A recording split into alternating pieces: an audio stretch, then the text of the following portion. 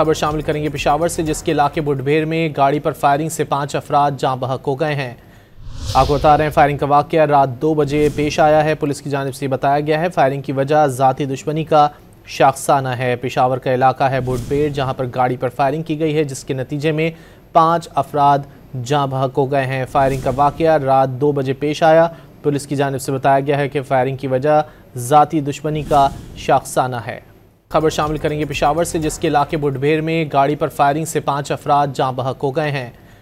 आपको बता रहे हैं फायरिंग का वाकया रात 2 बजे पेश आया है। पुलिस की जानिब से बताया गया है फायरिंग की वजह ज़ाती दुश्मनी का शाखसाना है। पेशावर का इलाका है बुडभेर, जहां पर गाड़ी पर फायरिंग की गई है, जिसके नतीजे में 5 अफराद जाँ बहक हो गए हैं। फायरिंग का वाकया रात 2 बजे पेश आया। पुलिस की जानिब से बताया गया है कि फायरिंग की वजह ज़ाती दुश्मनी का शाखसाना है।